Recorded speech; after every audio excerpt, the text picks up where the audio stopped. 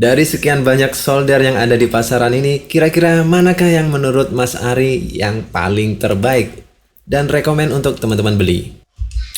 Kalau boleh jujur sih, saya agak nyesel sih beli solder ini ya. Assalamualaikum Kurnias Mania, hari ini kita akan membahas pertanyaan yang paling sering ditanyakan, yaitu battle solder rekomendasi. Di antara beberapa solder yang terpajang di meja ini yang tentunya banyak teman-teman temui di pasaran, yang manakah yang akan menjadi rekomendasi saya untuk teman-teman beli? Ada yang harganya sampai 400 ribuan lebih, ada yang di bawah 50 ribu. Nah, kira-kira ada yang bahkan 15 ribuan. Menurut Mas Ari, apakah layak dibeli? Kemudian apakah worth it atau tidak? Kelemahan dan kelebihan masing-masing solder ini seperti apa? Oke, langsung aja kita bahas satu persatu ya teman-teman. Untuk solder yang pertama, ada solder ini teman-teman. Ini biasanya dijual di toko-toko listrik, gampang banget ya ditemuin di toko-toko listrik. Kemudian wattnya yang ini agak lebih besar ya, 40 watt, ada yang 30 watt, ada yang 60, macam-macam ya. Ini yang rata-rata ada di pasaran. Apakah solder ini saya rekomendasikan? Kalau teman-teman hanya sekedar pengen nyolder, teman-teman boleh beli ini. Tapi kalau untuk nyolder audio, yang notabene audio itu membutuhkan koneksi yang sangat bagus. Kalau enggak, teman-teman harus berkorban, arus dan tegangan hilang karena tidak sempurnanya koneksi ya, tidak sempurnanya sambungan. Maka teman-teman ya mau gunakan solder ini boleh. Tapi kalau teman-teman mau serius pakai ini, matanya harus diganti teman-teman. Karena ini berapa kali pemakaian, matanya akan langsung berubah menjadi hitam dan sulit untuk nyolder. Nggak nempel gitu ya timahnya. Ini sudah saya ganti mata solder yang tipe kristal, maka ujungnya menjadi berwarna silver atau warnanya tetap seperti ini ya, warna chrome atau warna stainlessnya. Cuman bagian belakangnya ini akan hancur atau korosif seiring dengan waktu. Solder ini saya bilang jelek. Kenapa? Karena pertama kali digunakan dia akan keluar asap. Itu menandakan solder ini dicat. Jadi warna besinya ini tidak sepenuhnya warna aslinya ya. Jadi dia dicat. Kalau warna asli dia misalkan baja stainless steel kemudian kena panas, nggak mungkin dia berasap. Jadi sumber asap itu adalah warna dari cat yang terbakar ketika elemennya panas. Sehingga teman-teman bisa lihat di sini dia korosif seperti ini. Jadi ini warna asli besinya kan sudah terbakar ya, catnya sudah terkelupas atau menguap seiring dengan waktu. Jadi dia korosif seperti ini. Lama-kelamaan ini baut ini juga akan putus. Kemudian cepet banget ya ininya, elemennya gampang putus. Kemudian matanya juga cepat rusak. Kenapa? Karena tidak ada mekanisme pengaturan suhu di solder ini. Pokoknya colok dan tunggu beberapa menit dia baru bisa digunakan. Ini juga termasuk yang lambat untuk mencapai titik panasnya. Jadi kalau teman-teman mau enak nyolder, ini kurang saya rekomendasikan. Walaupun harganya murah, 15.000 teman-teman udah dapetin di pasaran. Kemudian pengen hasilnya lebih bagus, matanya diganti yang 40.000 atau 60.000. Tapi tetap aja nggak worth it karena suhunya ini tidak stabil. Kemudian teman-teman perlu menunggu lama untuk mencapai titik panasnya. Jadi solder yang pertama kurang rekomendasi. Untuk solder yang berikutnya ada solder tipe 937, dia 60 watt. Ini lebih cepat panas teman-teman. Solder ini lebih cepat panas. Ketimbang yang biru tadi yang 15 ribuan, ini lebih cepat panas dan harganya lebih mahal sedikit ya. Kemudian dia nyala seperti ini, ada indikator seperti lampu standar gitu ya. Kemudian kalau sudah panas dia menjadi seperti ini. Oh ya, untuk harganya berapa? Ini saya beli online, harganya 55.600 rupiah. Harganya cukup terjangkau ya teman-teman. Di awal pemakaian ini sangat recommended, bagus banget, enak banget gitu ya, cepat panas dan cepat bisa nyolder, kerja kita jadi cepat. Tapi lama kelamaan ini menjadi tidak recommended karena ujung mata soldernya cepat hancur seperti ini. Jadi dia cepat panas tapi temperaturnya tidak terkontrol ya. Dan kita berasa nyolder, ini jaraknya dekat banget ya. Jadi tangan kita berasa panas. Ini yang saya kurang suka dari solder ini. Tapi kecepatan panasnya ini bagus banget ya. Kemudian ujungnya ini pendek. Jadi kita nyolder di tempat-tempat yang sulit juga enak karena ini pendek ya. Kayak kita pakai pensil gitu. Cuman matanya ini cepat hancur teman-teman. Dan kalau udah kotor, udah hancur seperti ini, susah nempel timah. Ini parah banget ya. Kemudian kita bisa sih ganti matanya. Ada yang jual matanya ini, udah panas ya, cepat panas dia. Ada yang jual matanya, tapi karena temperaturnya tidak terkontrol, nanti dia akan seperti itu lagi, matanya hancur lagi seperti ini. Jadi kalau teman-teman nyolder dalam waktu yang lama ya, misalkan sejam 2 jam nyolder tanpa berhenti, dia akan akumulasi panas terus-menerus dan akhirnya mata soldernya menjadi rusak. Walaupun ini udah kategori kristal mata soldernya, tapi tetap patah juga karena terlalu overheat ya. Untuk tipe 937 60 watt harga 55.600 ini menurut saya kurang recommended. Kalau dari segi ketahanan elemennya, elemen pemanasnya ini bagus. Ini masih bekerja sampai sekarang. Ini udah saya pakai. Saya beli dari beberapa tahun yang lalu, kira-kira sudah 4 tahun masih berfungsi normal, nggak ganti elemen. Cuman kita sudah ganti matanya. Tapi ya tetap aja kembali hancur juga karena akumulasi temperaturnya tidak terkontrol. Dia tidak bisa on off ya. Tidak bisa mengontrol temperaturnya sendiri. Jadi panas terus tambah panas tambah panas. Akhirnya menghitam ujungnya seperti ini. Jadi apakah ini saya rekomendasikan? Kurang saya rekomendasikan. Kemudian solder berikutnya ada dari Good ya, mereknya GOOT, Good tipe TQ77. Ini solder yang sangat terkenal, solder profesional dan harganya sangat mahal, amit-amit. Harganya ini 400 ribuan teman-teman.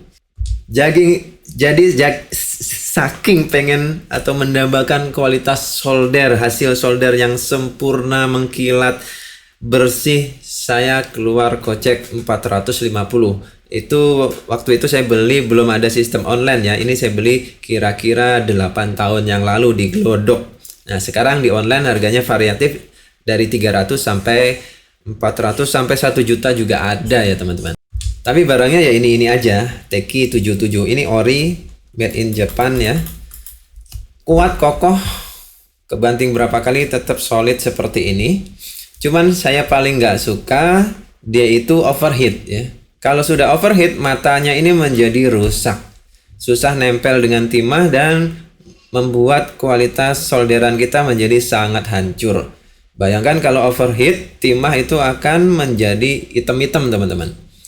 Kalau udah hitam-hitam, nggak sempurna, matangnya nggak sempurna, kepanasan alias gosong-gosong gitu, maka umur keawetan dari timahnya juga menurun. Mungkin dipakai 5 tahun, kualitas solderannya juga menjadi sudah jelek gitu ya.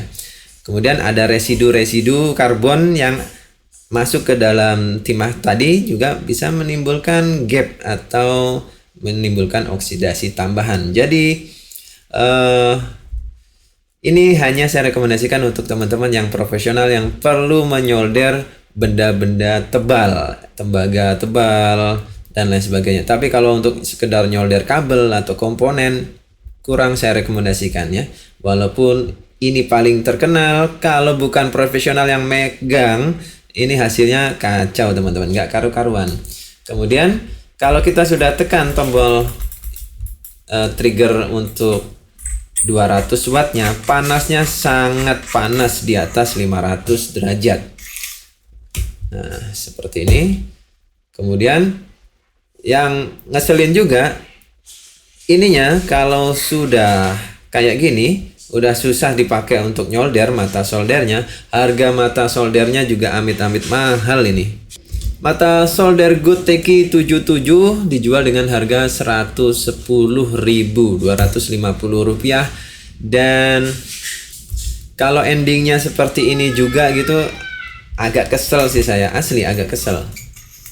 Kemudian dia tidak ada temperatur kontrol, jadi cuma ada trigger button di sini. Kalau kita mau panas yang cepet, pengen cepet panas, cepet tinggi panasnya, kita trigger dari sini. Cuman kalau sudah kelewat panas, nah di sini nanti ada keluar asap, mulai keluar asap, kemudian mata soldernya ini kalah dengan panasnya, jadinya seperti ini. Harusnya ini tetap prima, berwarna silver, mulus, licin gitu ya. Ini enggak korosif seperti ini.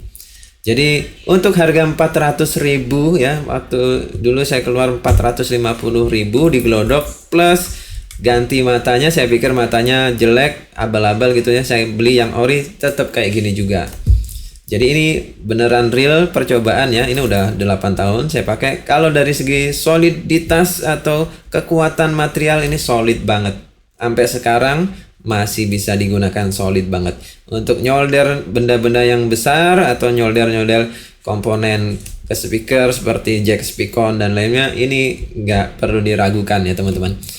Kita geber langsung panas, langsung nyos. Tapi teman-teman juga harus menyesuaikan dengan timah yang digunakan ya. Timah solder yang digunakan juga harus sesuai dengan karakter suhunya yang sangat panas. Kalau teman-teman menggunakan timah yang dia meleleh di suhu rendah, tidak sampai 500 derajat, mungkin timah tersebut akan kering duluan ya. Jadi teman-teman kalau membeli solder industrial seperti ini harus pas dengan timahnya. Tapi kalau untuk pemula, ini kurang saya rekomendasikan. Untuk pemula ya. Kemudian mata solder. Solder yang berikutnya adalah solder tipe 98S 80 watt. Untuk karakter 80 watt ini cocok untuk pemula, untuk nyolder komponen elektronika, nyolder kabel, ini oke banget ya. Nggak perlu beli yang sampai 200 watt seperti TQ77 atau solder tembak yang 200 watt. Cukup yang ini udah semua jenis kegiatan nyolder teman-teman sudah bisa akomodir. Kemudian untuk solder ini saya suka dia ada kontrol temperatur seperti ini, yang teman-teman bisa set di temperatur berapa dia bekerja ya. Bisa naikin, bisa turunin. Kemudian teman-teman bisa lihat kalau dia masih kedip-kedip seperti ini berarti belum mencapai titik panasnya. Kalau sudah mencapai titik panasnya dia nggak berkedip-kedip lagi. Dan ini cepet banget panas ya teman-teman. Udah panas. Jadi untuk pekerjaan nyolder kabel sehari-hari ini benar-benar bisa diandelin. Jadi nggak buang-buang waktu nungguin solder panas. Jadi kita nunggu nggak sampai semenit udah panas, udah siap untuk nyolder. Kemudian ada handle grip karet seperti ini yang bikin tangan kita nggak panas. Beda sama yang tipe ini nggak ada grip karetnya, jadi kita berasa bodinya panas tuh berasa di tangan kita. Kali ini ada. Dan lebih safety gitu ya, enak.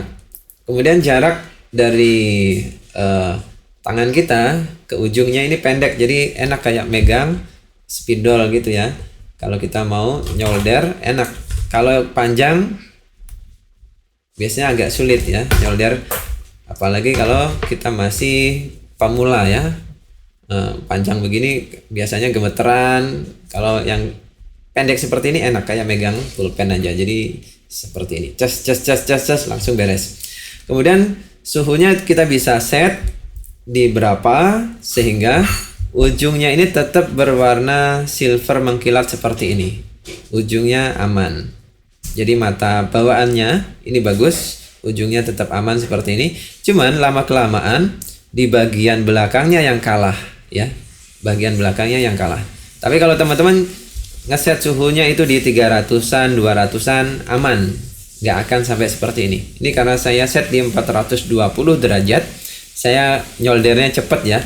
Jadi dalam hitungan detik ceres gitu ya, ceres. Saya butuh suhu yang panas, maka saya set 420.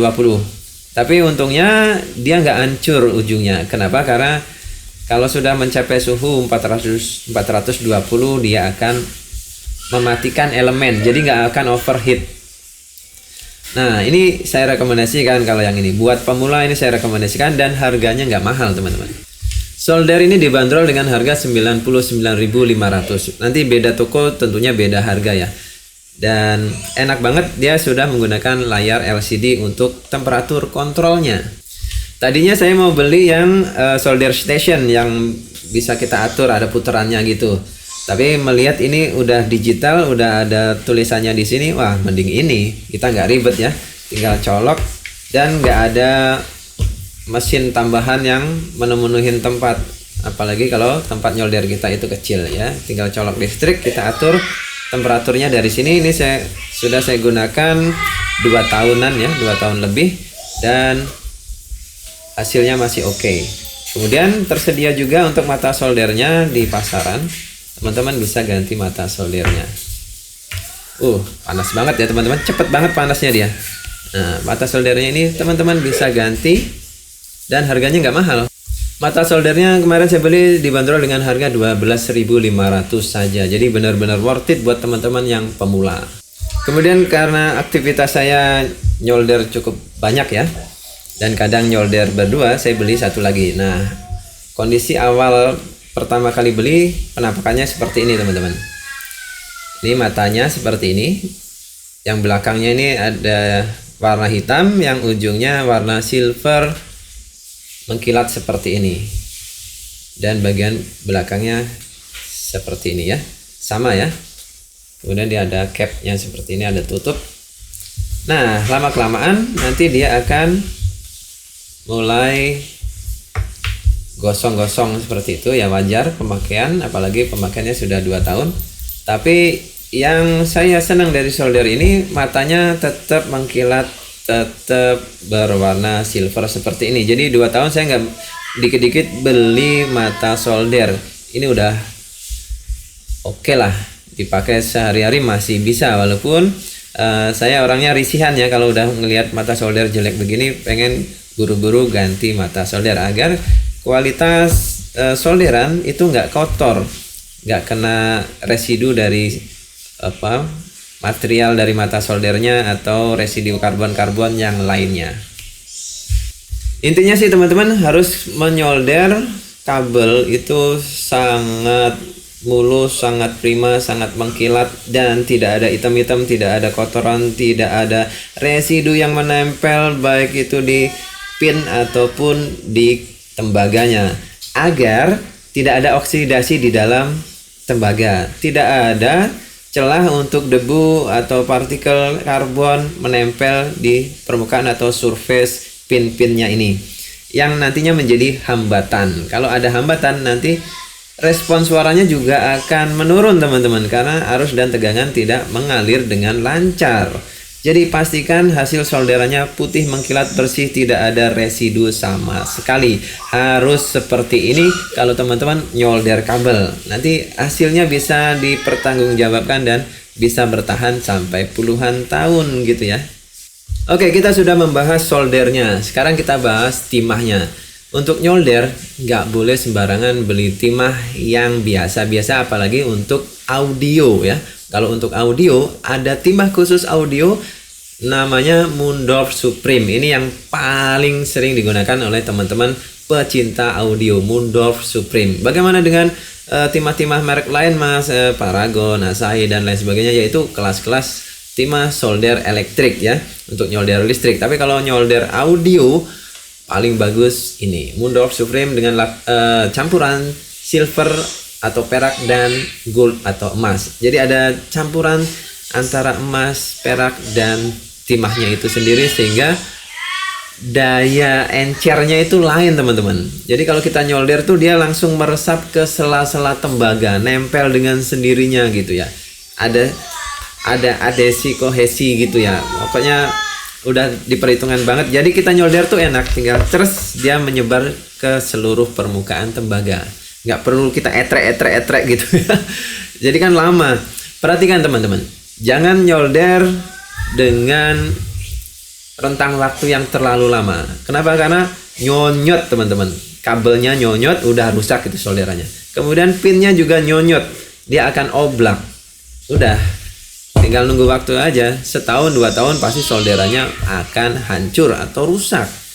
Belum lagi ketambahan dengan kena korosif, oksidasi dan lain sebagainya. Perhatikan itu ya. Jadi ibarat makanan, timah itu adalah berasnya, kemudian solder ini adalah penanak nasinya. Maka untuk menghasilkan nasi yang berkualitas, timahnya juga harus yang sangat-sangat berkualitas ya.